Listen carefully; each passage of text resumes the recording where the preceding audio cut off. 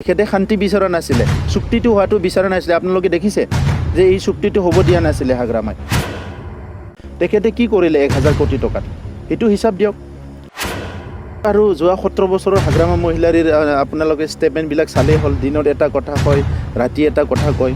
মইতো মিছা কথা কোৱাৰ কাৰণে মোৰ কি দৰকাৰটো আছে? ইমান বছৰ ছাত্ৰ সংগঠনত থাকিলোঁ, সংগ্ৰাম কৰিলোঁ, আহিলোঁ, এতিয়া নতুনকৈ ৰাজনীতিত আহিছোঁ। কোনটো কথা মিছা কথা কৈছে? হাগ্ৰামা মহিলাৰে এটা কথা কওঁ, তেখেতে মডেল BTC বনাম বুলি কৈছে, কোনটো মডেল BTC বনালে? চিৰাঙত নলেজ চিটি বনাম বোলে, ক'ত নলেজ চিটি বনালক? কিমানখিনি ৰাইজক কথা দিলে তেখেতে, কোনটো কথা ৰাখিব পাৰে?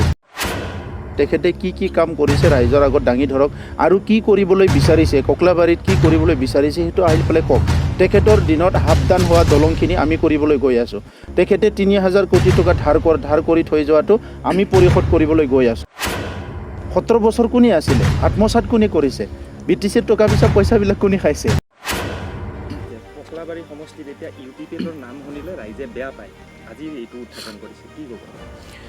চাওক, হাগ্ৰামা মহিলাৰী ডাঙৰীয়াই এতিয়া যিবিলাক গাঁৱত ঘূৰিছিলে, সেই গাঁওবিলাকত কোনটোবা গাঁৱত মানে 25 বছৰ অহা নাছিল বুলি আজি নিজে কৈছে।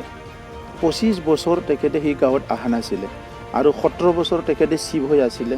তো সেই 17 বছৰ চিফ হৈ থকা সময়ত ককিলাবাৰীৰ বহুত গাঁওবিলাকত তেখেতে অহা নাছিলে, আৰু আজি আহি পেলাই তেখেতে বিপদ হৈছে বুলি পেলাই নিজৰ পাৰ্টিটো মানে ধ্বংস হৈ গ'ল বুলি পেলাই নিজে গাঁৱে গাঁৱে ঘূৰি পেলাই ভোট ভিক্ষা কৰিছে।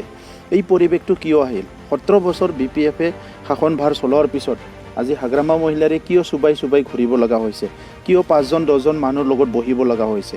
যে যোৱা 17 বছৰত এই ৰাইজৰ কাৰণে, সাধাৰণ ৰাইজৰ কাৰণে হাগ্ৰামা মহিলাৰীয়ে না এটা ইণ্ডাষ্ট্ৰি খুলিছে কাম কৰি খাবৰ কাৰণে, না কিবা এমপ্লয়মেণ্ট দিছে, না হাঁহ কুকুৰা মানে পালন কৰাৰ কাৰণে, গাহৰি পালন কৰাৰ কাৰণে লোন দিছে বা কাম কৰিছে, তেনেকুৱা একো কাম কৰা নাই। তো সেইকাৰণে আজি হাগ্ৰামা মহিলাৰী ডাঙৰীয়াই মিছা কথা কৈ পেলাই আমাৰ ৰাইজক মানে বিপথে পৰিচালনা কৰিব বিচাৰে।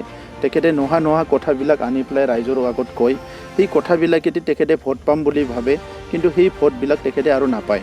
আগৰ সময়ত দাদাগিৰি কৰি, ভয় ভিত কৰি, কিছুমান ডেকা ল'ৰাবিলাকক মানে ব্যৱহাৰ কৰি ভোটবিলাক লৈ গৈ আছিলে। এতিয়া বড়োলেণ্ডত UPPL BJPৰ শাসন অহাৰ পিছত ইয়াত সম্পূৰ্ণ শান্তি আহিছে, নিৰাপত্তা আহিছে, গণতান্ত্ৰিক এটা পৰিৱেশ ইয়াত আহিছে। সেই দাদাগিৰিবিলাক আজি নাই। সেইকাৰণে আগতে তেখেতে 10জন ল'ৰা পঠাই দি পেলাই দাবী ধমকি দি ভোট ল'লেহেঁতেন, নহ'লে মানে মাছ মাংস খুৱাই পইচা দি ল'লেহেঁতেন। এতিয়া তেখেতে নিজে আহি পেলাই গাঁৱে গাঁৱে ঘূৰিব লগা হৈছে। গতিকে আজি UPPLৰ ৰাইজে ভাল পায় না বেয়া পায়, সেইটো নিৰ্বাচন ফলাফলত চালেই হ'ল। হাগ্ৰামা মহিলাৰীয়ে যদি ইয়াত 5000 ভোট পায়, তেখেতৰ BPF দলে, ইয়াত UPPL দলে 30000 ভোট পাব। গতিকে ইয়াৰ কোনো কাৰণত কম্পেয়াৰ নহয়। আজি UPPL, BJP, GSP সকলো লগ লাগি পেলাই ইলেকশ্যন খেলিছে। এই ইলেকশ্যনত UPPL অকলে নহয়, আগতে অকলে থাকোঁতে আমি জিকিছোঁ। গতিকে এইবাৰ একেলগে কিমান ভোট পাম এইটো কল্পনা কৰক। আপুনি মিছা কথা কোৱাত হেডমাষ্টাৰ এইটোতো আৰু যোৱা 17 বছৰৰ হাগ্ৰামা মহিলাৰীৰ আপোনালোকে ষ্টেটমেণ্টবিলাক চালেই হ'ল। দিনত এটা কথা কয়, ৰাতি এটা কথা কয়। মইতো মিছা কথা কোৱাৰ কাৰণে মোৰ কি দৰকাৰটো আছে? ইমান বছৰ ছাত্ৰ সংগঠনত থাকিলোঁ, সংগ্ৰাম কৰিলোঁ, আহিলোঁ, এতিয়া নতুনকৈ ৰাজনীতিত আহিছোঁ। কোনটো কথা মিছা কথা কৈছে? হাগ্ৰামা মহিলাৰে এটা কথা কওঁ, তেখেতে মডেল BTC বনাম বুলি কৈছে, কোনটো মডেল BTC বনালে? চিৰাঙত নলেজ চিটি বনাম বোলে, ক'ত নলেজ চিটি বনালক? কিমানখিনি ৰাইজক কথা দিলে তেখেতে, কোনটো কথা ৰাখিব পাৰিছে? এটাও কথা ৰাখিব পৰা নাই, আৰু ইয়াৰ পিছত তেখেতে বেলেগক আঙুলি দেখাইছে। চ' আজি নিজৰ যিটো ফেইলাৰ, নিজৰ যিটো ব্যৰ্থতা, সেইটো বেলেগক দোষ দি লাভ নাই। তেখেতে কি কি কাম কৰিছে ৰাইজৰ আগত দাঙি ধৰক, আৰু কি কৰিবলৈ বিচাৰিছে, ককলাবাৰীত কি কৰিবলৈ বিচাৰিছে সেইটো আহি পেলাই কওক। তেখেতৰ দিনত সাৱধান হোৱা দলংখিনি আমি কৰিবলৈ গৈ আছোঁ। তেখেতে 3000 কোটি টকা ধাৰ কৰি থৈ যোৱাটো আমি পৰিশোধ কৰিবলৈ গৈ আছোঁ। নহ'লে আজি ৰাইজৰ হাৰাশাস্তি হৈ আছে। তেখেতে আধৰুৱা কৰি থোৱা স্কিমবিলাক, প্ৰকল্পবিলাক আমি পূৰা কৰিবলৈ গৈ আছোঁ। আপুনি আত্মসাৎ কৰা বুলি কৈ আছে। আমিতো কাম আৰম্ভই কৰিছোঁ না। 17 বছৰ কোনে আছিলে? আত্মসাৎ কোনে কৰিছে? BTCৰ টকা পইচাবিলাক কোনে খাইছে? আত্মসাৎ কৰিবলৈ চাওক আপোনালোকে। এতিয়া আপোনালোকক আমি স্কিম টু স্কিম মানে হোৱাইট পেপাৰ দিব পাৰোঁ। গোটেই মানে যি কাম কৰিছোঁ এটা আপোনালোকে হোৱাইট পেপাৰ লৈ যাব পাৰে। আত্মসাৎ কৰিবতো তেখেতৰ নিচিনা 15 বছৰ কাম কৰিব লাগিবতো। তেখেতৰ নিচিনা 1000 কোটি টকা নৰেন্দ্ৰ মোদী ডাঙৰীয়াৰ পৰা আনিব লাগিবতো। আমাৰ 1500 কোটি টকাটো আমি প্ৰকল্প ৱাইজত খৰচ কৰিব বিচাৰিছোঁ, ভাল প্ৰকল্পত। তেখেতে কি কৰিলে 1000 কোটি টকাত, সেইটো হিচাপ দিয়ক। আগতে 700 কোটি টকা পালে, ইয়াৰ আগত 200 কোটি টকা পালে।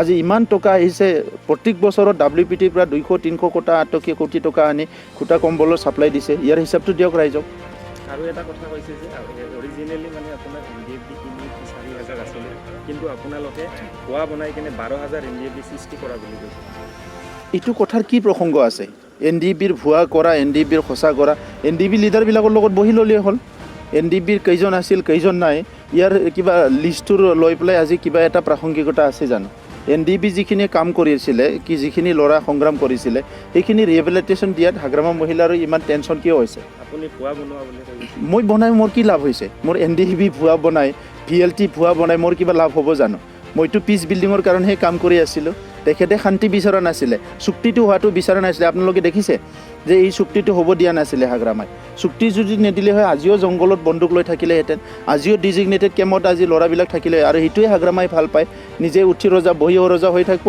ৰাইজে খাবলৈ একো নাপাওক ল'ৰাবিলাক ঘৰত মা দেউতাৰ লগত অহাটো আজি বেয়া পাইছে তেখেতে এইবিলাক পৰিৱেশ হাগ্ৰামা মহিলাৰ কথাটো কৈ শেষ কৰিব নোৱাৰে